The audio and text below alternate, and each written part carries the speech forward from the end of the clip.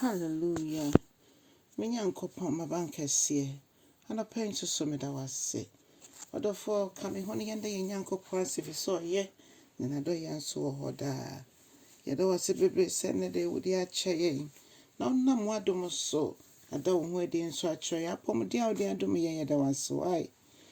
Yɛkamfo yɛda ne yɛnim yɛn ho so hwɛ mpo. Awurade yɛnim sɛdeɛ nneɛma kɔɔyɛ nanso adom no nti yɛsɔre yɛi. Wabatansa no kuta yɛn mu. Yɛse aseda nka wo din. Yɛda wo ase ne nso yɛto nsa frɛ wo sɛ bɛka yɛn ho wae. Awurade kyerɛkyerɛ w'asɛm mu na w'asɛm de yɛ kan ɛwɔ da yi mu. Mfa nnuonyam hyɛ mfa ma wo din kronkron no. Yɛda wo ase bebree wɔ Yesu Kristo dim ne yɛbɔ mpaeɛ. Hallelujah. Hallelujah. Ɔdɔfoɔ mema wakɔ aba nnɛ nso de ba wo te aseɛ sɛn dwumadie yi so. Na yɛafi akenka nsɛm afi Yeremiah eti 2 nkyekyɛmu 31 kɔsi 32. Adɔfo menti Awurade asɛm. Onyankopɔn se, me nkurɔfoɔ, montie me nsɛm, montie Awurade asɛm. Na mebisa mo sɛ, so mayɛ te sɛ ɛsrɛ so ama mo anaa? Na afei, mayɛ asase a esum ahyɛ so ama mo anaa? Ɛne na de nti na me nkurɔfoɔ ka kyerɛ me sɛ, afei deɛ yɛade yɛn ho afi Nyankopɔn ho na yɛnhia ne biom.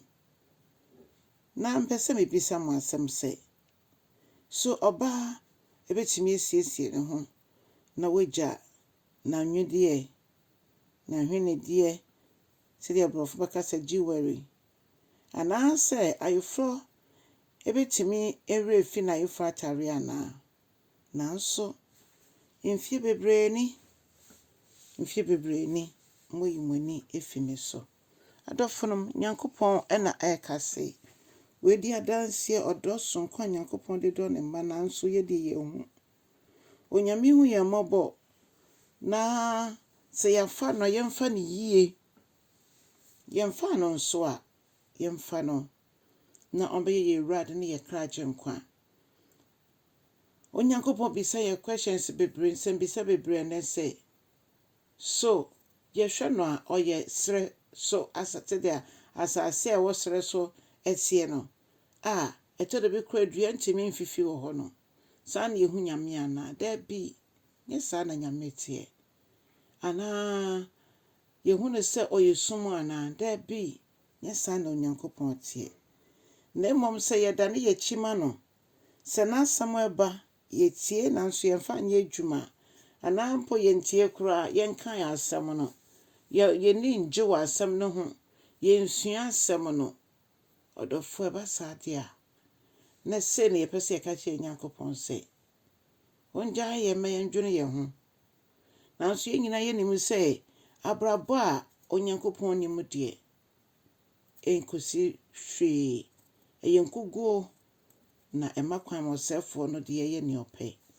Nti ɛnnɛ da yi meto nsa frɛ wo sɛ Yesu Kristo ɛfrɛ yɛn. So woagye no adi sɛ Awurade ne wo kra agye nkwa. So woayɛ no saa de a, ɛne ɔdɔfoɔ, Onyankopɔn nhyira wo.